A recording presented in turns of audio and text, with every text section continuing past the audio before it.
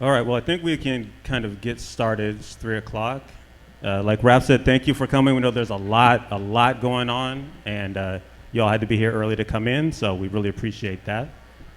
A little bit of what we're going to talk about right now is a little bit of our journey, so anyone kind of aspiring concept artists, as well as people who are in the industry, can get a little take on our background, where we came from, how we got to work together, and then obviously thoughts on character design and how it relates to what we do specifically for games.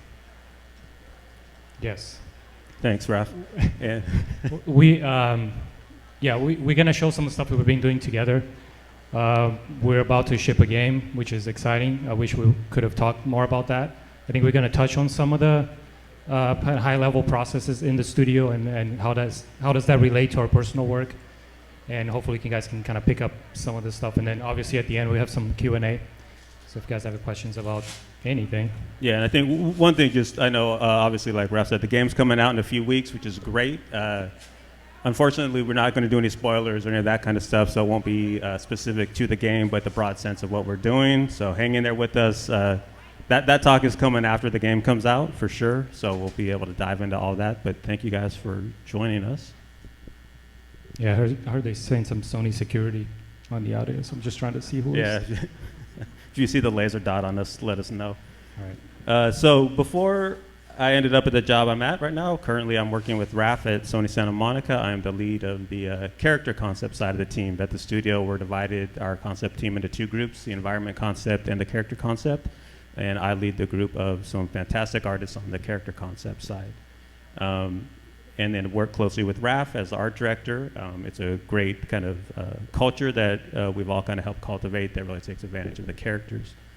So prior to that, for all you students who are starting out, I was kind of in the same boat, out of school, working at jobs. I actually landed a job at Sony for a couple of years, which was really great. And then also, I was at LucasArts, and I did 7 years of work there, and my background is new IP development, which is intellectual property development. They wanted to explore new ideas for games, new properties that weren't Star Wars, that weren't indie. So super creative process. The only downside of that is sometimes if they don't buy off on it, then it doesn't get made. So creatively, extremely high. I learned a lot as an artist. We also did over there multiple styles. So you can see some of the more realistic stuff I do at Santa Monica, and then more of the sketching I do. We were even doing things that were stylized. So we looked at things that were like animated projects or like toy design or any of that kind of stuff. And as an artist, the benefit for me, even though that stuff never came out, is I learned how to be a really strong designer. My 2D stylized stuff really influenced my shape design on my realism, which we do a lot for stuff like the projects we're working on currently. We need to make sure all that stuff reads really clearly, so that worked actually inspired the work I do today. And for anyone aspiring out there who thinks it's a tough time trying to get a job, I had 7 years of work that I could not show to the world. And then my job interview at Santa Monica Studios was very interesting. They're looking for a character concept artist who can't show any of the work they've done, and it's all under NDA. But I had worked, the last game I'd worked on there was Star Wars 1313. The trailer had come out, so I was able to talk about the work that we did there. And like I said, we worked on things that were stylized like this, then I was worked on something that's more realistic, Star Wars 1313. So jumping around, it just had to keep that creative mindset. One thing Raph and I always talk about is just growing ourselves as artists. So any project that comes up, we're able to kind of tackle. I don't think either of us really knew the current project we're working on is something that we're aiming for. And then, so then I got thankfully picked up. I'd also done a brief stint on the Force Awakens, which is my first job in film, so that also kind of helped my interview process at Santa Monica Studio. And that was 2013 when I came over there. funny story, because that interview was like we didn't know what we were gonna see when we brought up Dela to like interview. Like he brought all the 1313 stuff, and that was like mind blowing at the time. And I've seen a lot of people even coming up to the table and talking about like where should I focus on, what kind of work do I have to do to apply to a certain job. Like honestly, it's just like it was clear that you loved Star Wars when you come in, and even showing all that stuff is like you're looking for that passion, right? So if you can kind of demonstrate that on the work, like you see, even Dela has a lot of different styles, and it just shows that he can do whatever, and doesn't really care about just want to do creatures or just want to do certain things. Like find your passion and build around that. And that's, like you said, that's something that Raph and I continuously talk about, is just developing as a good artist. So whatever comes, you're good to go. Good design is good design regardless of what you do. Is it my turn? All right. So I'm Raph Grassetti, currently working as a art director at Sony Santa Monica for the God of War franchise, which has been a very interesting path. Like working with Dela, we've been working together for coming on 10 years next year. Yeah, 10 years. Thank you, Dela. Reminding me how old this feels. But it's been a long time, and it's been very rewarding from day one. Like even, like he said, we didn't know what we were going to get into when we first started. We were working on a different IP, which is more kind of sci-fi. I was coming from Mass Effect, which is also very much to like my style, like sci-fi work. But then, going into God of War, we had to collaborate a lot of back and forth, kind of reinvent the franchise. And, to bring back what Dela was describing, like having that flexibility of like trying stuff, like presenting stuff, which is a big part of the job, right? Like you don't just do a sketch. You go into meetings, you present your ideas, you talk about, what's behind the thought process of selling something. Because, from experience, you could do 100 different options, but until you can point out why the S of the costume is an S, like you're still not gonna get anything approved. So talking about your ideas, things like that, like goes a long way. Like here's just some of my work throughout the years. I've been doing a lot of more production work. Like I said, BioWare. I've been working with games for a long time, always on the production side of things, and slowly moving into more visual kind of development as an art director, like pitching ideas, working with the other group of directors. We can go more into that in the future, but my work evolved to more of that throughout the years. So all these are a little bit of a mix of illustration and 3D. Like I do a lot of 3D sketching and then do some renders and then paint on top. So like for comic books or more, kind of recent sketches and kind of final concept pieces. So at this point, like I'm trying to find the fun for me, because I've been moving away from production and going into more of the art director position. So finding the fun when I have my personal time is something I've been trying to do throughout all the years, and this is just some illustration of what that is for me, I guess, now. Let me go back. And then, these are good examples of like statue work, where I would do, a statue for a sideshow, or really focusing more on the sculptural side of things to do products. So still, presentation is a big part of my work, at least for me, but I still do a lot of like sculptural, ZBrush, all that good stuff. I think that's one thing too for anyone starting out or in the industry right now. You do so much outside of just what we do on our day-to-day in the studio. I also think that was kind of a natural fit as you went into art director. You understood the process through beginning to end, what it takes to get a character from an initial exception all the way to what we see at the end of the game, which is always can be tricky sometimes. We've all seen those art books where like, dude, these were great. Why didn't things translate? In the end, and working with someone with Raph makes my job easier, because there's that full understanding, and what he did on the outside with that inspiration and fun really kind of also led into the experience as art director. Yeah, production goes a long way when you're trying to get into more of this the kind of director role. Being able to understand all the departments and kind of move around is a big part of the job. And like Dela said, like I don't do really art at the studio anymore. It's just more meetings and a kind of pipeline and that kind of stuff, which is the stuff that people don't see unless you're working on a project. So these for me is like my, my survival of an artist. But and then that'll be a little bit of what we talk about. Like I think is how in the meetings you actually do support the vision and help create and really drive it in a way that maybe if you're starting out or in the industry, if you're struggling with how to really kind of avoid those pitfalls or the speed bumps that you hit, so we don't have to do that, right? We all love what we're doing, but there's a part of it that also is work in development that we need to kind of also make sure is working. So then 2013, we both started within a month of each other. Yeah, it was surprisingly, we kind of started at the same time. So that was, like I said, like a changing phase for the studio, trying to get the new IP or God of War kind of kick-started. So that was very cool at the time. Yeah, and it was, well, I'd say even on that one, like when we first met, just real quick before we go into this, like we both had our experiences and strong as artists and had everything there. But I feel there was a little point that still felt like the new kids on the block a little bit. And so I think part of our relationship developed out doing that. And then I gotta say, just one thing that I always remember when I first met Raph, there was a convention like this, Raph was doing a talk. I'd only known him for a few weeks, and I was like, oh, well, I'll catch your talk at the convention. It was my first time in LA, so I was late because you guys have traffic out here a little bit. But I remember I was, 10 minutes late, and I was walking in to try and catch Raph's ZBrush demo. And as I'm walking along the floor, I see Raph walking, and I was like, aren't you supposed to be doing a demo right now? And what had happened is all the technical stuff had broken down for the demo, so he couldn't use the Wacom, he couldn't use the stylus and everything. So he continued to go in and do the demo using the mouse. And it was an exceptional demo, as always. You couldn't even tell, like, if you didn't know that was there. Another thing Raph did was kind of give credit to the concept designers that he was working with as well. So I saw someone that, respects the artist, respects the process, and won't let anything stop him. And, at that point, I'm like, hey, this is going to be awesome working with this guy. Thank you, Dela.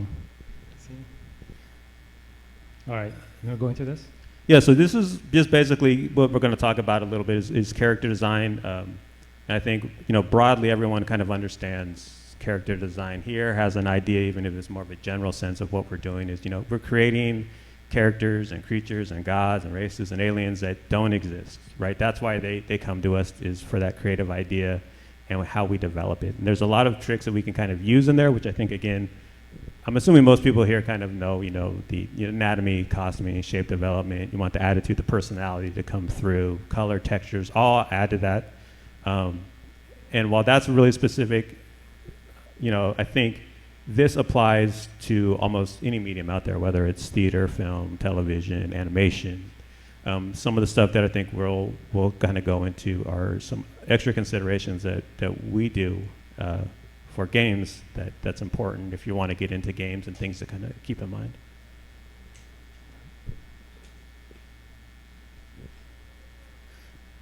So again, like we said, most of the stuff is really similar. Like, there's a lot of overlap between what you see in films, games, theaters, all those kind of mediums. The base is all the same for what we do. However, one thing that we do have to do, we're kind of going into this, is gameplay mechanics. We really need to keep that in mind as we're designing throughout the process from beginning to end, because at the end of the day, the game needs to be fun. If it's not fun, there's no badass character design that's going to save it. That's not going to be there. And we also kind of have to be aware of that. What a story is to a film, the gameplay mechanics are to a game. That's our key thing that we need to do. We still have narrative stuff too that we keep in mind that is right up there, but it needs to be fun to play. And when we show some more images, we can kind of talk about that stuff. Yeah, a lot of the work too that we've done early on is like bringing in references, talking about other games, like what other characters that we've designed, like really starting just the conversation without doing a lot of art. Like, that goes a long way just to get everybody on the same page. Like, even when we're working within ourselves, it's like, what inspires you, like what you're looking for, pulling up all those references, just so we can get a visual frame of what we're trying to shoot for. And then that would align at least in kind of the overall vision, even if it's just for one character design, where it's bringing a lot of reference from the outside to like a, kind of a full project as well. When we do like style guides and yeah, I think all this information when we gather from those areas really kind of play into it. Oh, let me just go back real quick. I'll just hit those up. So other things we're looking at is a clear visual hierarchy. Again, you see that in other mediums, but one thing we got to take in consideration, sometimes you'll see the characters like the size of the hand is the biggest that you'll see them on screen when you're playing your TV. It needs to read at that level. Raph and I will even do like graphic breakdowns just to make sure at a simple level we still get the iconic read, because you need to be able to tell when the enemy's there, who they are, friend or foe, how they're attacking, that kind of stuff. Second is designing for reuse. as much as we love characters on the concept side, we can really develop any aesthetic and look that we want. However, there are certain limitations that we have to be aware of. We can't just go through numerous rigs and numerous models. There's a cost to all that. So if we're doing like a cast of enemies, we'll design a base that actually can hold up for not only just what that enemy is, but then imagine that we also want that to work for the light, a medium, a heavy, an elite. If they've got creatures, when they all look like one, and how do we make that look, then get the visual variation? Because if they all look exactly the same, you could tell right away. So we do little tricks like designing props and color variations, even within the same model, so they look completely different. So in that sense, the first pre-production is thinking outside the box. And then when we start to go into this side, it's like, how do we design within that box so it doesn't kind of look like that? How they look from the back. Another thing that's different than film or TV is the player has complete control. Any of the characters in any game, a lot of the times, even for the ones we're working on, seen from the back. So we've really got to make sure that the visual aesthetic on the back of the character is equally as strong as what we do on the front of the character. And then real estate's always important, just like in LA. You start putting weapons on there, that gets covered up, you know, and you got to think of ways to really kind of make sure all those puzzle pieces come together. So that creative thinking is a lot of problem solving and kind of working in puzzles. And then lastly, which we'll continue to talk about, is it's a team sport. A lot of collaboration, working with a lot of departments. Yeah, a lot of back and forth. This is a good thing that it's good to look out for is different illustration and design is very different when you're in game dev, right? When you can do people can do amazing illustrations and the character looks amazing when you look at it and be like, yeah, that's the feeling. But when you go back into design, like you have to break it down what it looks like. So even when we're looking at portfolios, you have to really differentiate like where you want to go. Like if you're just really trying to do illustrations versus, you know, a lot of the sketch, the blue artwork that Dela, the blue sketches, is like, that's design work. Like how do you break down, how do you show how the character is constructed? So when it goes down the pipe, and that's where the back and forth comes in, right? Mm-hmm. Like there's a lot of things that you have to change, things that people want to, you know, needs to work for a certain thing. So having that flexibility is very important for design work versus just illustration when you're trying to, you know, either do a key art or you know, not to say that an illustrator can't design, it's just you have to understand the differences, especially when you're building your portfolio. Well, and that's one of those steps too, is that we have to hand those concept designs off to the modeling team. And on the 2018 game, that was huge. You know, we work really great together. You know, a lot of creative back and forth. You know, but Raph will be like, dude, I can't model brushstroke. What is this? You know, we have to go in and figure that kind of stuff out. Yep. And then even take into mind just the rigs and all of that as it kind of continues down the process. Mm-hmm. And that's the thing with AR art, you can't really tell what the hell's going on. All right, processes. Yeah, your mic was on, Raph. I don't know. Oh, is it being recorded? So this is general process. We'll kind of go into this. This is what we pretty much use. Most concept artists, first part is thinking. Obviously, that's why they hired us, for those creative ideas, what we want to do. That also includes brainstorming. So a lot of that times that will start for us is we'll get in the best case, a character brief. We'll talk with the directors, art director, and even combat designers, so we understand all the needs that are included with that. And this is just the pie in the sky. The funnest time for a concept artist is just going to town, like, hey, what if it's this? What if it's that? And really just exploring the what if. And like Raph said too, there's some artists that really love that, and other artists that want to, hey, I'm not interested in figuring that out. I want to be told what it is and really hit it. And those different artists, depending on where we are in the process and pipeline, are probably stronger and suited for different areas. And that's one thing for anyone aspiring here too, is just to know what areas that you like. There's all opportunities for everyone. Just make sure it kind of fits with what you want. That's very important, because just some people doesn't want to get into the creative process, right? And for the majority of time, especially when you're working at a big studio, you're not going to have the opportunity to do that, because it's very segmented into production and in viz dev. When you get something, you just really need to know how to reproduce it, and it can get confusing sometimes. Obviously, like when you're trying to be a character artist, like creating your own things, most of the times it's not really beneficial, especially at the beginning, because you can get lost into ideas and trying to come up with this cool character that is going to be yours, and at the end of the day, it's just going to suck, right? So like really try to split into, like, find a concept art that you like, try to reproduce that, because at the end of the day, that's the job, right? Like for the majority of the time. When you're working in the smaller studio, then there's a lot more flexibility into like, oh, I'm gonna help, I'm gonna go in, pitch ideas, work. Overlap. Like it took me a long time just to transition into more of the creative process, and we try to cultivate that at the studio. Obviously now with ZBrush being so accessible and concept artists starting to use ZBrush a lot more, I feel like the bridges are starting to connect, and people can start having more ideas. And like sometimes we just throw a quick sketch and be like, yo, just model that so we can get it approved, because that goes a long way into like, oh, let's get into the game. And people can collaborate a lot more on that, but it's still very segmented, and I would just recommend people to understand what is the thing that you want to do, so you at least can get a foot in, and then you can start opening up more doors into like, hey, I want to pitch ideas, and can I collaborate with, and find the time of the process or the project that makes sense. Like we're going into pre-pro, and then it makes sense. Like if you're at the end of the project, obviously you're not gonna come in with like crazy ideas, because you're gonna shut you down. Right? Yeah, if you're in the like post-production side, you're like, I want to redesign everything, the character will probably get cut at that point, because everything is so thought out, methodical, everything is already kind of worked out.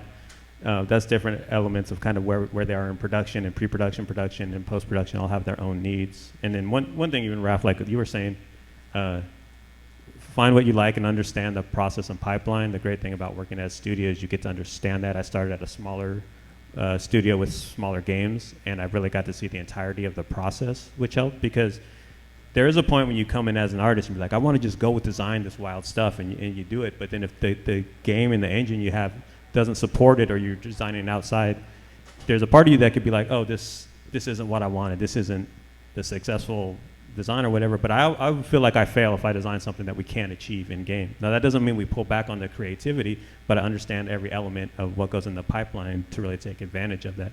Because if I'm designing stuff that can't be done in game, then like why am I there? Producers are gonna have a talk to me and all that kind of fun stuff. Yeah, it goes back into the collaboration, right? Like you need to understand you're there for a purpose. It's not just to do some cool stuff for ArtStation. You still want to talk about that? Oh yeah, so, and then what you got to do after that, the brainstorming and thinking part, is put pencil to paper, or start working digitally. We worked completely digitally in the studio, but then we start exploring thumbnails, and that's just saying, hey, what about these designs? Let's throw them down and start seeing what they look like. Great thing about working with an art director like Raph, who has a strong understanding of character design, all that, is we can show him those sketches really early on. He gets it. Even some really simple stuff, he understands right away. And that's just kind of validating those ideas you have from the brainstorming process. Then after we go through that, one thing on the thumbnail thing. One thing that helped me, I remember I went to a couple art schools, and when I first started, they say, hey, we want you to design like a vampire. And they're like, okay, but you can't design it until you've designed 100 thumbnails, then you can do your design. And I was like, that's ridiculous. Like, I know what I want. I got the idea. Why do I need to wait and do this? But then I went ahead and went through it, and the one thing that I figured out is the first 10 ideas I had was the same 10 ideas everyone else in the class had.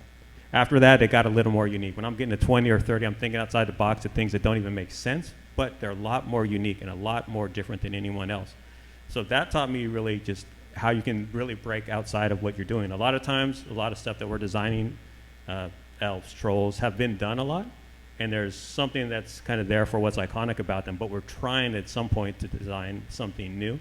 So that thumbnail process really kind of can help you step outside of that and find something that's a little different. And working with Raph too allows for that creative exploration with artists and the team. And most of the times we pick the first one. Yeah, always. But That's always been the first one. I'm just kidding. It is very encouraging. But thumbnails is huge just for like brainstorming ideas, because sometimes you go into a meeting and you're working with combat and you'd be like, they'll have certain idea and be like, no, we already tried this. We already tried that. So it's just more elimination than like pitching something new. And the great thing about the thumbnail process too is sometimes we'll get nice write-ups. Other times we'll get a narrative or a prompt that's like, we want it to feel like an evil from like Edgar Allan Poe theme. Like, what? All right. So, we got to kind of step outside of that, and that's where that creative process, like, if you want to be a concept artist, especially on something like a fantasy or sci-fi, you got to enjoy the unknown elements of what it is, because some of the stuff is we don't know right away, but this will kind of get us to what that is. And then once those are working, we move into comps, and that's just really bringing everything together. We're including kind of like the weapon set that the characters are doing, how they progress throughout the game, whether it's upgrades or costume changes and all that stuff, and making sure that that design can kind of validate the needs from beginning to start of a project. We want visual arcs to complement the story arcs or the gameplay arcs. And we start to kind of validate that a little bit, and then we can get really into the nuance and details. And then that goes into the final, and that is where we're adding the polish, really kind of cherrying out all those little elements.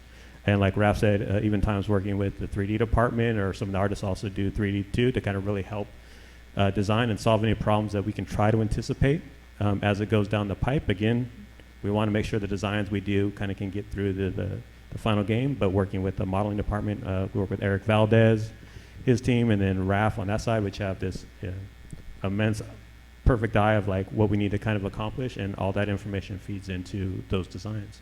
And I got to say, like, I think just working at the studio, I think one thing creatively which has been a help for us is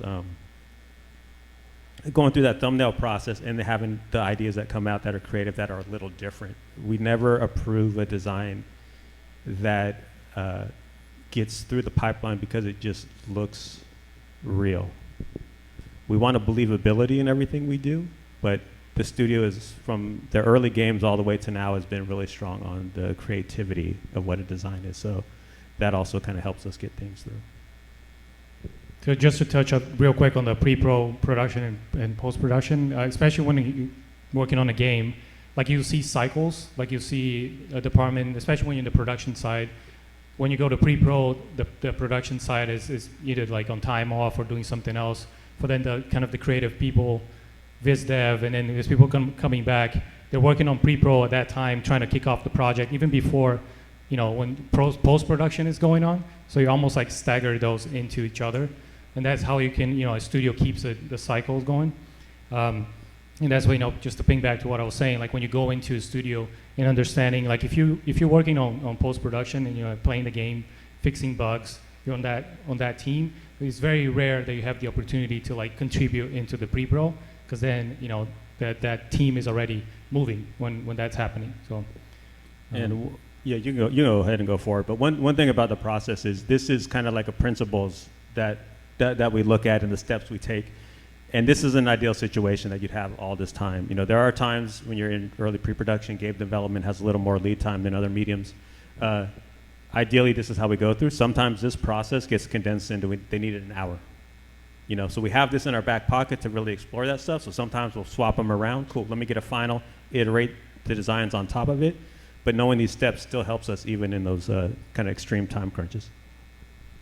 Cool. So we wanted to share a project that we're working together. It's been maybe a couple years now, but it kind of illustrates some of the stuff that we were talking about. And so even on like personal projects, that you go through that process, because if you want to pitch an idea to someone, or you want to have a structure to show that we're thinking about that stuff. So just moving on to like that.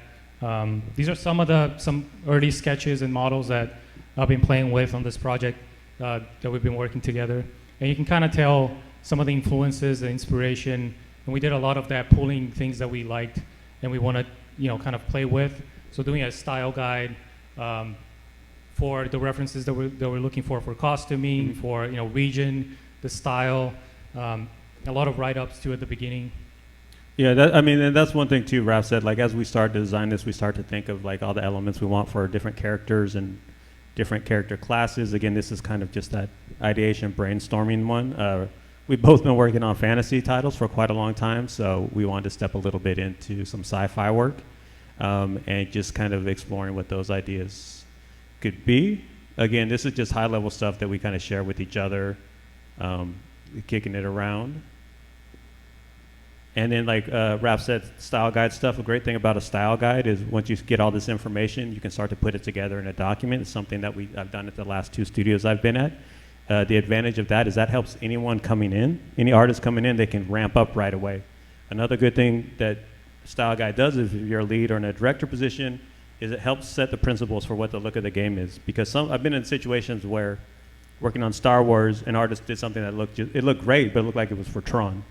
The discussion is, well, this is a good piece. Why is it not approved? It's like, well, the topic isn't that it's not a good piece, but it doesn't meet any of the principles of what we are. Like the look of something for Tron is very different than what Star Wars is. And it takes it out of the space of where it's like, you don't like my art. It's like, no, dude, it's great. But here are the principles that we all agree to, and those elements help. And you can even take a piece like that and start applying those elements that are in the style guide to it and then actually make it work. The big thing I know as art director is making sure it all fits together, you know. Yeah, consistency is like the main thing. Because I mean, even when I'm reviewing things with artists, like we have the best artists in the industry, I'm not gonna sit down and teach people how to, you know, kind of use ZBrush or anything. It's just more about consistency. Is there anything, even technical side, like there's a lot of artists who also focus on the technical side.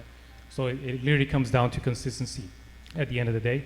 And how does it work in the game? Can it, you know, is it gonna hold up from afar? The things that we mentioned at the beginning is just that level of just, you know, kind of critical eye to make sure things are gonna look good in the end. Do you want to talk about inspiration? You want to hit some of the inspirations. So really early on, I think we were talking a lot about, you know, sci-fi things in space, like Star Wars obviously being a big inspiration, but a lot of like mixing it, you know, samurai, Japanese culture into that, and how we could create like a crew of characters that fit that it belongs to that. I'm not going too much into the story, but there was a lot of like samurai, Asian inspiration into sci-fi, which has a lot of Star Wars kind of. Yeah, we'll kind of play with themes that kind of hopefully help set it out a little different. I think we definitely like kind of the hand feel, or like loading weapons and still have cloth material, and adding some elements that maybe are a little unique. Think about characters, you know, as we're doing it, if they're flying, like how their ships work, how their weapons work. And at this stage, it's kind of that big brainstorming, but what comes out of this is we start to try and decide certain elements that work for certain groups, and we'll set up, just like we do in a studio, is like this class of enemy, their looks are inspired by these elements, these textures, they only use these kind of weapons, and then we make sure other classes have their own distinct things so we don't get overlap. And that's something we do in games as well, just to make sure that the things feel unique. And it can be big, because you start to get a big cast of characters for like a game or a film, and it's easy to kind of overlap, but trying to set those rule sets that make them distinct is something that we look at early on. Yeah, huge thing on like factions, like where is it coming from? What kind of materials does it use? Fabrication, like who's making this stuff? Goes a long way when you're just thinking about a character, and then when you're making it, it's like, what kind of stitching are you gonna put in? Because I've seen a lot of, like even work where, you know, it's just kind of a leather piece, and then you see this kind of stitching that's out of place. Like that's when you start getting into more of those details. It's like very important just to make something believable, especially when you talk about God of War, when it's like high fantasy. But how do you bring it back to something that's more believable in terms of material, fabrication? And that's something that we do a lot with God of War, like mixing, you know, kind of historical accuracy with fantasy and mythology and things like that. So it's always looking into, you know, how is people making these things, and does it fit into the universe? Like when you go back to the older games, like a lot of the stuff is like high, this, you know, kind of crazy designs, and there's not a lot of fabrication. And that's when you go into this new one, like, and you can see this on these sketches, it's like, what are we thinking in terms of like materials? Can people actually build things out of like gold or not? Like that goes a long way. Yeah, and, you know, all of us loving characters, like you can see whether it's like a Marvel movie or Dark Crystal or something. When we were kids, that stuff was all real. And, you know, the success of a lot of those projects now is they're really putting those elements and those small details in that really make that believability come in there. Even though the old stuff, like the old Adam West Batman is, you know, you look at it now, like that doesn't make sense at all, but, you know, you do the work in there and you see what they're doing with the new films, and hey, yeah, I get it. That's there. And that's, as kids, it was always real to me, and just adding those little elements in yeah. now. Yeah, I feel like the industry is kind of coming back to that, because we went through a phase of like, you know, more is good, and now we're pushing back into like older designs, like inspirations from like the 80s and the 90s, where fabrication was so important, right? So you can kind of see that trend coming back, which is we're trying to do some of that on the gaming side as well. Well, I just want to touch base on this one real quick, and you can kind of see the sketch that Dela did for this character, which is supposed to be kind of like a mechanic type of character. And you can see like a lot of the early sketches and kind of trying to get the feeling. Like Dela is awesome in terms of like selling the personality, the feeling of what the character is trying to do, even with the subtle pose, right? Like it's never really like a T pose, and that tells a lot in terms of like when you're going in and really trying to think about what the character is and what is the feeling that you're getting from that early sketch. When you're going into 3D, that's very important for you to like try to understand what, you know, kind of feeling are you getting from it. So when you go into 3D, you know, are you like trying to replicate that feeling. It doesn't necessarily needs to be like one-to-one to the sketch, because a lot of the times, in 2D, or if it's just kind of an early drawing, like not everything is flashed out, but like is the feeling there? Like what are you trying to, like what is the most important part? Is it the helmet? Is it the costume? And really focus on those things first. So you try to get like nail that, and then everything else will kind of fall into place. Yeah, there's a lot of stuff like that. Obviously right now, if you're going to school, like 3D for concept artists is a little more standard. When I was going through, we had to kind of learn on our own after we went. But I remember the first time after I started doing 3D, I think I went to the modelers and apologized, like, hey, I realized none of this stuff actually worked. So that understanding helps me as I'm handing it off, and I think about all that stuff as I'm designing characters. And even Raph said, the way you can compose a piece, like all the classical illustrators, or back in the Renaissance times, like where the eye goes, you can do the same thing within the character. When I'm designing a character, I will think of a visual hierarchy that goes with them. So what are the primary things, secondary and tertiary elements I want them to read? And like Raph said, is it the helmet? Maybe it is, maybe it isn't. Maybe it's the overall silhouette that we want to work with, or vice versa. And all of that stuff comes together. I think the thing we try not to do is throw like 2 or 3 designs within one character. It gets too noisy, it gets too busy, and actually kind of confuses the eye. So like Raph was saying, where do we want to look? All that consideration comes into the designs that we do. Yeah, no, especially when you go to 3D, and then if you guys are character artists, you know what I'm talking about. Like you make a shoulder pad, and it's the shoulder pad, right? Like you're gonna spend a lot of time on that. You're gonna try to make it as perfect as possible, and then all of a sudden, like the shoulder pad is like, you have renders of it, like you're doing like UV frames on, like it's just a shoulder pad. But like when you're designing something, like you need to pay attention and not let that be the, kind of the hero of the frame. Like what is important, so you can focus on that, and then move on. So a lot of like, especially when you're doing drawings, like you can kind of see like even the legs. Not that Dela never draws legs, like he's great leg, but he kind of avoids. Yeah, draw them separate as floating feet. And all that. Yeah, not important. But so that's the thing too. Like you talk about hierarchy of like importance, right? Like legs, obviously, like not as important as you want the eye to be pulled up. So just to touch on this one, because I took that one to kind of push it further. You can kind of see early blockouts of the model from what that sketch was. And at this phase here, a lot of things are just sculpted into the same mesh. Like even the helmet is like all one piece. And really trying to get quick brushes in there, like blocking the shapes and all that. I'm not worried about details, small details, like going in, adding trims and things like that. Is literally just to get like the feeling of that character. So that's a block out from what that was, and you can kind of see the face. And I think the face is a good example with just the collaboration, the back and forth. Because if you look at this, and if I pull back here real quick, I'll try to navigate this laptop. But you kind of see the face up here of what Dela was thinking initially for the design. And when you go into 3D, like you have to kind of interpret like what he was trying to sell here with his, what was the intention. But then you got to go in and like maybe work on the skull, try to get the face to like pulling in some of the inspirations from the other ones. And that's when the back and forth. I'll send him stuff, who do like kind of sketched over, like send it back, or I'll propose something else. That's kind of the back and forth there. And I think it goes without saying, obviously everyone knows Raph's work. I think one thing that I really enjoy working with Raph is a very strong technical modeler, and at the same time a very creative and artistic eye. There's small things I put in drawings when we're doing on the job that he gets in there, proportions. I can tell he's analyzing the drawing. Sometimes I work with modelers in the past, like in 10 years ago or whatever. But very good technical, but when it comes to creating some of this stuff, they don't have that artistic eye. I think Raph has that kind of combination. Also, like Eric Valdez and his team and the modelers we work with now. And again, the transition makes the job always much more easier and enjoyable. Right, so the jump from the initial block out to the final is pretty much just material work. Like there's not a lot of like really spending a lot of time like noodling just everything. It's really trying to get the feeling from the initial sketch into the final model. So like even shoulder pads, like very simple shapes. And if you start to analyze, like the more you do this type of work and you look at other inspirations, like you look at Star Wars, like characters or other IPs, and really try to break down, like Dark Crystal is a great example just because the fabrication is fantastic in terms of like design and execution. Like you start to break down like where is the details, like where did they spend the time, like that. I definitely recommend the more you do that, the more you understand like what turns something into something believable. And to me, it's not a lot about adding a lot of small details. Is material quality. Like when you go into rendering things, like is your gloss levels correct? Is your leather looks like leather, like metal looks like metal?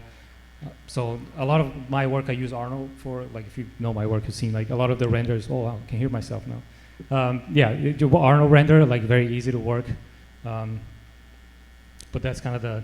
So one thing jump. I think, in addition, which is really good, like if you go to that middle one, is you can look at again how you control the detail, and we'll do like little graphic breakdowns of how we want them to be, literally just flat shapes, and you can see how Raph pulls this together. There's a version of this that could be overly designed as well, but you see how the eyepieces pop right away, the shoulder pads, and you almost have like an arrow going down on the face, and that's complemented in the straps on the chest. So again, simple graphic design with that believability in there, and it's a clear, readable character. And a happy character. Yes. All right, next one. Yeah, again, we were looking at doing some, obviously playing with some robots and stuff, what the kind of mechanical characters in our world could look like. We were thinking of just kind of like base shapes, but then like Raph said, thinking of even adding a little bit of history and those influences too that come into it, so it's not just sci-fi. So you can see that there's cloth and draping on them as well, which sometimes you don't traditionally see, and it adds a little element to us to kind of play with, and we can use those for elements for a character that feels more friendly. We want something more frightening or unsettling. We can kind of use those elements kind of to our advantage, and just really thinking how things work. Do we want something fully fleshed out? I think some of these ones here on the left were a little too streamlined for what we were going for. So we went with something more in the middle, and then what's on the far right, and seeing the stuff. I think what we also want to do is elements where you could see that actually joints moving and everything. It wasn't too overly sophisticated.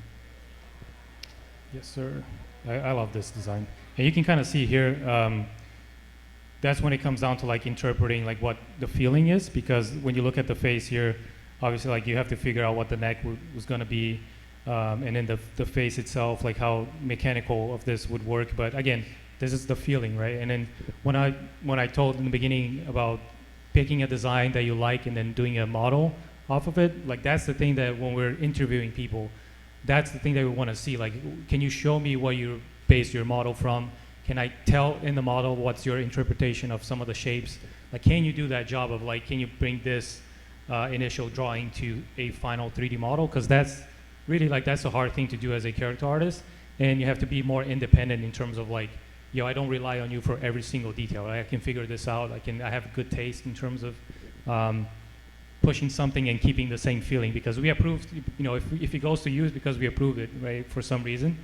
And you need to really do the homework to understand why this was approved, and not just, I'll just do whatever I want. Like, that's the worst thing when you go to an interview and you be like, it looks awesome. Can I see the design? And it looks nothing what the character is like. I just made it better. It's like, no, you didn't. Like, this is the reason why, you picked this to begin with. And we'll do things too when we work, is we'll actually have meetings with the modeling team once a week. What we want to do is communicate all the information that's coming from our director reviews. And to that point, like if Raph's approved something, what it looks like in game has to be what was approved. So we try and share that information with them so they understand everything coming in even before they get an approved concept. That's another way that we kind of mitigate those little road bumps. But we got a great team, and it's never an issue. Is that a joke? Barely ever an issue. All right. No, this is a good example here, just initial sketch. But like I see a lot of portfolios too when people come with, do I need to have final models, or does everything needs to be like a realistic so you can go, kind of get a job? It's like, no, you could do quick sketches, and that shows a lot about how you interpret designs. Like, you don't need to spend months and months trying to finalize a project. Like, you can have these quick sketches, because this is the most important part of the process. After this is just time. Like, do you have the time to take it to final? But like getting the sketching practice on and really trying to get the shapes nailed down into the initial sketch, like that's the most important part of the process. And So- I'd say the same for a concept artist too. One thing that I really appreciate looking when I see portfolios coming in is a little bit of that iterative process. Because the best thing is that shows me how an artist thinks, how they problem solve. Now, do not let that dominate your portfolio. We still need to see all the finished stuff. That's good, and that's probably the best stuff that'll get recognized by a recruiter before it gets to me or Raf. But we want to see how you arrived at a design, because there's a lot of things that we deal with is not knowing exactly what we have at the beginning. We got to kind of find and search that out. And the best thing is just being able to show it. Now, I'd just say the only caveat is when you're going to different studios, just kind of be aware of what they're looking for. Each studio looks for something a little different and a little unique, but these days with, podcasts and a lot of info out there in art books, you can kind of get a gist of what they're looking for and make sure you kind of cue it into what that studio specifically wants. Yeah, every studio is different, yeah, for sure. This is another good example of just initial block out. And like I said, trying to figure out the face on this one and the neck. And you see, I didn't go crazy in terms of like adding details, because that's another thing. There's a reason why he didn't add a lot of details there to begin with, right? Like, it's not my job to go in and try to finalize the work. It's try to get the interpretation of like what is he trying to convey, and does that sell the same feeling of the initial sketch? And obviously we can go in and add a lot of details inside or, as we finalize it, but is the main shape selling the idea and the feeling? You can kind of see here on the body as well, same thing. And what Raf was doing here too is bringing all those elements in, so you can imagine a little more organic feeling with the clothing. We wanted something that maybe wasn't as frightening or evil for a character like this. And then we start to think of the characters as a group as well. You could imagine there's some visual continuity with the eyes to the other character that you saw earlier, so maybe these two work together in what they're doing, but all of that is intentional to kind of bring that visual language together for the team. Same thing with the samurai inspiration, right? There's subtle shapes where like things are flaring out and kind of the bottom pieces here, where you get that indication of kind of the Asian influence and the samurai kind of gear, and then mixing with the cyborg. Cool. I think maybe 5 more minutes, and then we can do some Q&A. Oh yeah, we're almost done. Quick renders. I mean, this is not nearly close to final, but you can kind of get the feeling. A lot of the things that I do, I'll bring in a Dynamesh and then decimate it into either Marmor set or 3ds Max, and then do some quick renders, and either do a paint over myself in Photoshop, or that's when Dela will jump in and like throw in references and pull in things that could help the design. And that's kind of a lot of what we do in the studio, where someone will do a quick sketch or block out the model, and that model actually goes into the game, because then it unblocks rigging, unblocks animation, people start playing with poses, and while all that's happening, we're finalizing the design and detail and doing all that stuff. So this is like huge. And this is what, at the end of the day, in the game, like people will see we call it gray meshes, right? People will see gray meshes in the game, and they would think it's like final model. Like then when it gets swapped, it's like you spend like 6 months, and it's like, oh, it's final. It's like, oh, nothing changed. Like the people, that's kind of the feeling that you're trying to get. Is from the day one, like what's it gonna look like in the game after the end. And there's another fun character that we're playing with, a little more of a wise kind of teacher kind of vibe. You can see a lot of like Star Wars influence in this, obviously, and but again, a lot of like the kimono type of gear. There's no details here, but you can kind of get a sense of the inspiration for all that. And then the face is just having fun with monkeys as usual.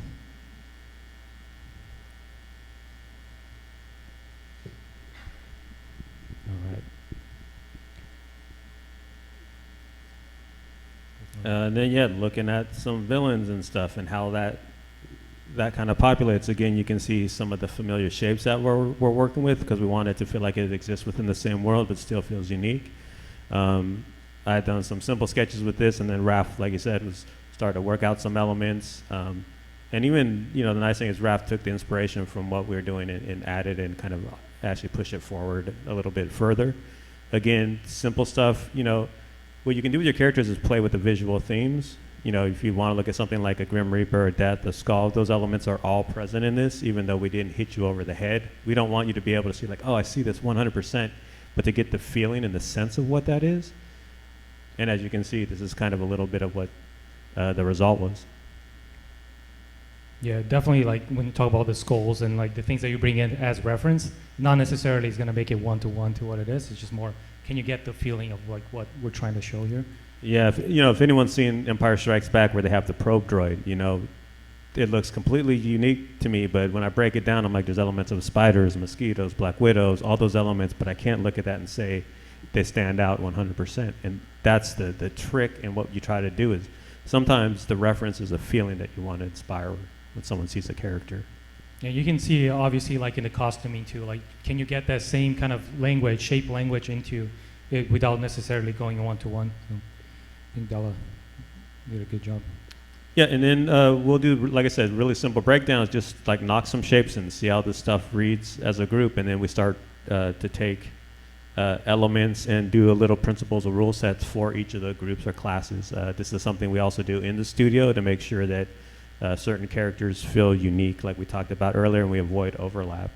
And again, we just see if the designs hold up at this level. If they will, then we're confident that we can go in and really add those extra details that will really make them sing. And I think the next one is just how we do another group. Yeah.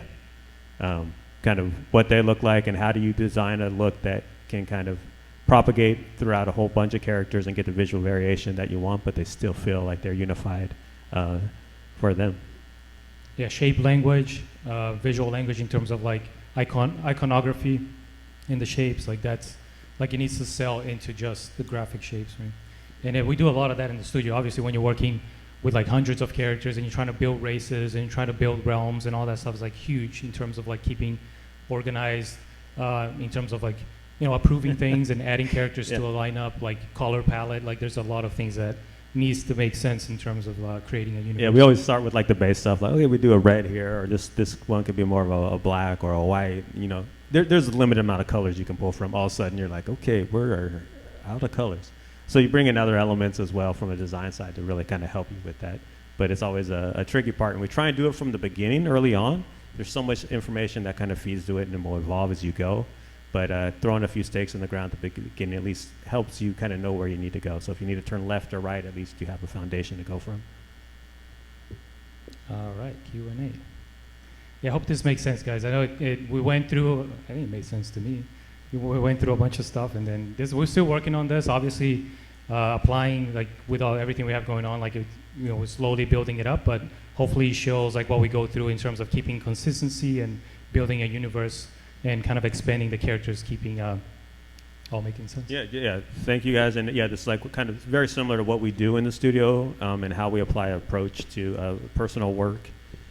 So yeah, why don't we open up if anyone has Q&A? This is and for Q&A, please just make a line at the microphone, and everyone can hear the question. And or screen. Hi, thanks so much. That was really great information. I was just curious if you have two concepts for a character that you equally really like. I was wondering, like, what's the deciding factor if you have to make a decision? I'll just pick one. Really? That's no, but it's a great question because we go a lot into that, especially when we're dealing with other departments. When and I know other studios do it differently, but we look for opinions from like different departments and everything, and that could go into a spiral of like never approving anything. So a lot of the times we look into like, does it solve everything that's been asked for, and then we just literally just pick one because otherwise it just keeps going. But yeah. Thank you. Yeah. Thank you. It's a bit tall. All right. Oh. Hello. Hey. Because translating the feeling of the initial viz dev is one of the most important parts when you're creating the initial 3D sketch, are there ever any times where you really struggle to do that? And if that does happen, what do you do to kind of overcome that? Sorry, are you saying we designed the viz dev, we like it, and then the translation, there's issues with that? Yeah, and then the translation struggles, or there's a struggle to capture the initial feeling. Yeah, that's something I think we always keep in mind from the initial design, and something that we didn't show in this process. What we do is we do a lot of breakdowns, which is very production-driven side. So it's like top view, side view, all those elements. When we're doing something with humans, there's a lot of information that's understood. If it's something like a droid or a creature, all of a sudden you have to design what the ankle and the joints look like and how everything articulates. So we try to accommodate as much as we can. We work with a fantastic modeling team led by Eric Valdez, and then Raf has oversight on everything, can also jump in. Sometimes Raf even will jump in pre-production to help with that. And then we also will do a style guide that tries to establish stuff. So we try and set these principles in line to kind of navigate that, or when it does come up. And the easiest thing we can do is we can actually go in and do a paint over. Hey, this is how it's supposed to look, and that's why also 3D is helpful for a concept artist. We can actually do a quick model, and even how does this articulate and all that kind of stuff to really help. We always want to make sure that we didn't miss something on our side, so we try and account for that. It does happen, but the best thing is when some roadblock comes, best thing is just get over it and keep going. Okay, thank you. Yeah, I'll touch on that real quick too, because I feel like that's really important for. That's why the gray mesh phase is very, very important, because you need to be very quick into changing things, which is very hard in 3D, right? Like when you have feedbacks and it's like, oh, this is going to take me like another week, right? That's why that phase is like very important for just back and forth and changing things. They need to be detached from what it is. And I feel like that's why it's very important to have a mentor, especially at the beginning, and asking for feedback early on. Because when you get to the final stage and everything is rendered, you have UVs, everything, there's no way you're going back to change anything. So at this initial phase of like sketching, can you ask for feedback? Can you change it at that point? Because otherwise, after that, like I said, it's just time. And you don't want to get caught into a bad model with a lot of time spent on it. Okay, thank you. Yeah. Thanks. Hello. Hello. Hey. So you had the Edgar Allan Poe joke. Yes. When you're getting handed a character concept from another team, what kind of information is really helpful and what kind of information is just useless? We'll take all information. Everything is for the most part helpful. The things we want to know is not just the look. Sometimes from a director is also like the feel, because like the Edgar Allan thing was a real concept I got. They wanted evil, but not like a dubious villain that you kind of see in a lot of properties. He's like, I want something that feels unsettling, awkward, unorganic a little bit. And so understanding those influences, I can kind of dial in. I think one of the biggest things I'll start with any project is dialing in and getting familiar with what the art director and the director aesthetics are. So that kind of helps. You can get a thing as like they're 50 years old, they wear a coat, they're hunched over, but then I also want like the attitude. And then the big thing we're doing now in games is they're developing a lot of story elements are coming in. So where the character starts at the beginning of the game versus the end, we can also develop a visual arc that kind of complements that. So the story and then all the gameplay stuff. How many weapons do they have? How are they going to use them? All of that comes into there. But we can get things that are very documented, and then things that are just like, I want something that's different. We did we want, Freya's house to be on the belly of a turtle. It's like, okay, give us a couple days, we'll get back to you. We kind of go in and play with those. So. Awesome, thank you. Yeah, thanks. Hello. Hey. Thank you for the presentation. So I know you guys were touching on as far as developing a portfolio, and you were saying to have an idea of what the studio that you're going for is looking for as far as like designers and stuff like that. But I've also sort of heard that one thing that artists creating portfolios and going for studios struggle with is that maybe they'll be going for, let's say, Bungie or something, and they're setting up their portfolio to, let's say, look good for Bungie recruiters, but then maybe by the time they're getting reviews or whatever, or applying, that Bungie might be working on a completely different project that might have like a different style or whatever. Would you say that it's a better idea to like pick out what studios you want to go for and then try to set up your portfolio to benefit you for those studios? Or would you say it's better to like, as a designer, figure out what you want to like specialize in and do and like show off, and then like make sure that that's like really solid? Yeah, that's a great question, because it does change a lot. But I feel like the people who are working on the studios are known for what they've done before as well. Right. And they would see the quality in the things that you bring in, independently of like, style or anything.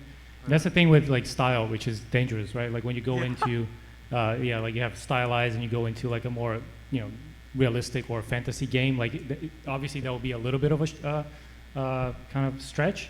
But if the quality is there and the passion is there and you're creative enough and you understand process, like that's what the studio is looking for.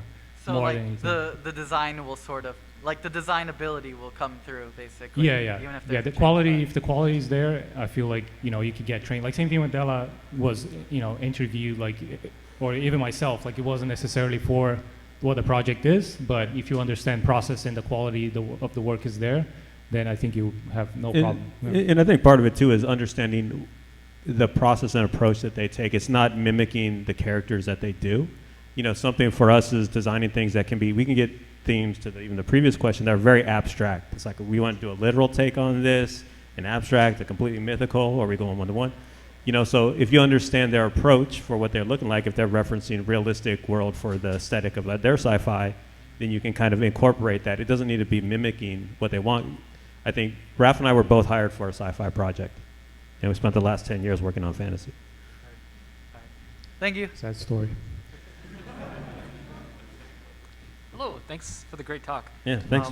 I was just curious if you had any special considerations or changes to your approach when designing specifically like the main cast or maybe even the player controlled characters as opposed to other types of characters, whether they be enemies or not, if you have any adjustments that you go. Yeah. Can I go on? Sorry again, just changing characters is. No, I go. It's just more like designing for combat versus AI or AI versus hero, right?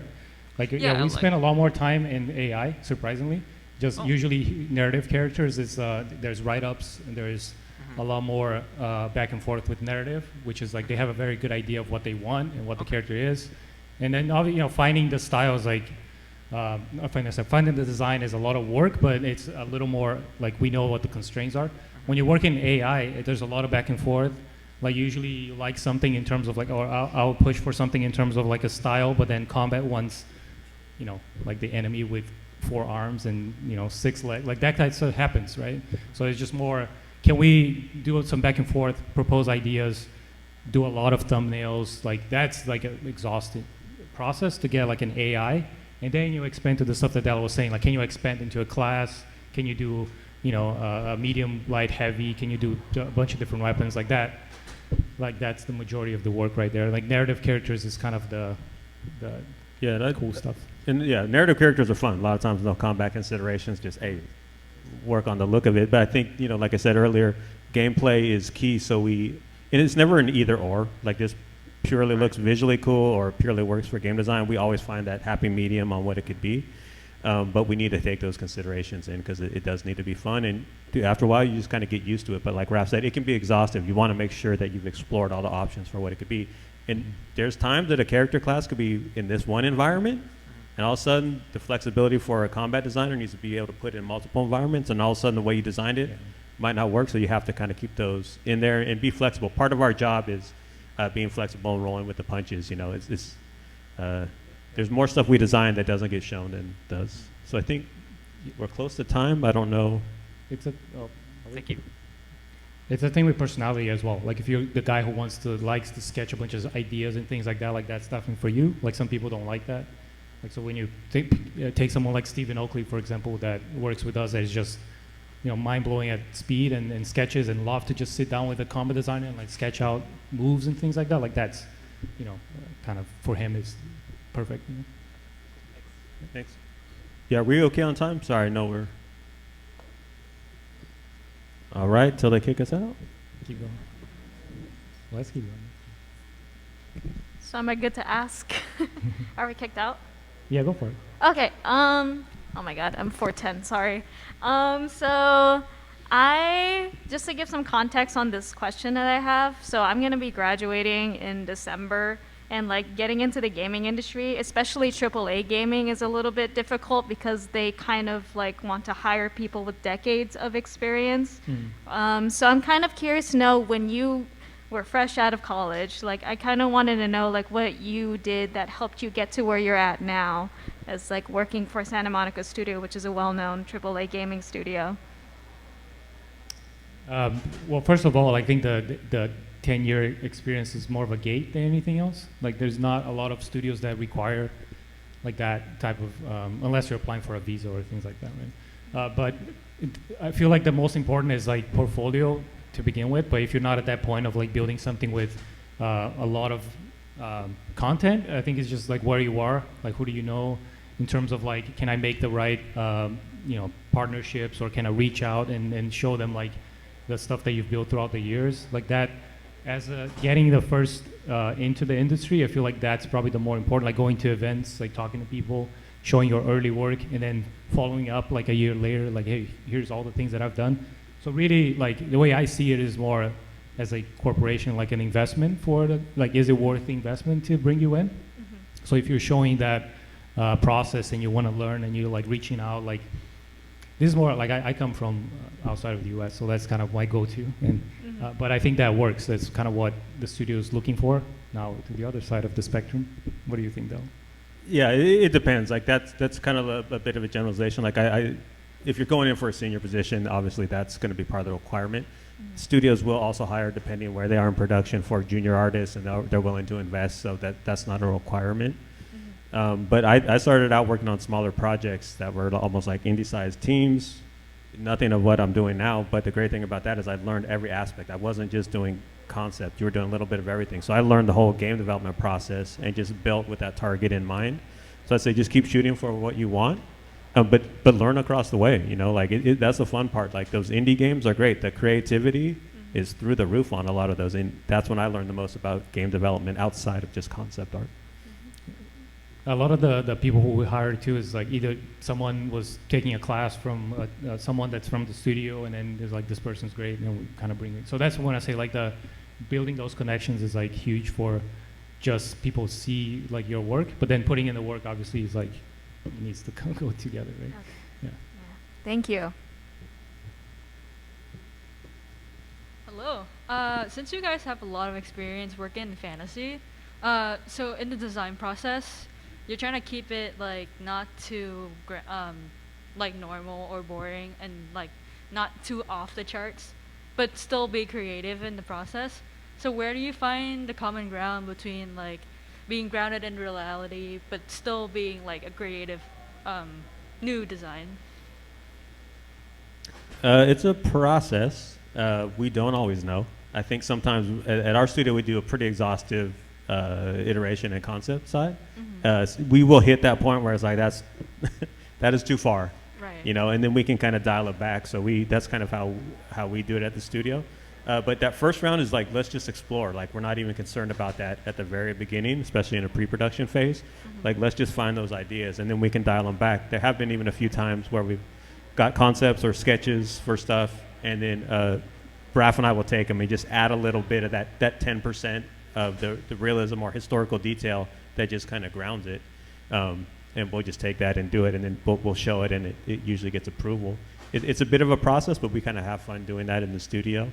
And yeah, sometimes it's too far, and we will also do complete lineups. Like, I'll do a complete graphic lineup of the entire cast and see, okay, which ones fits, which one doesn't.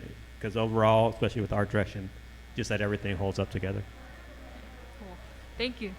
Yep. All right, last question, and then we can all get back to the floor. Hello.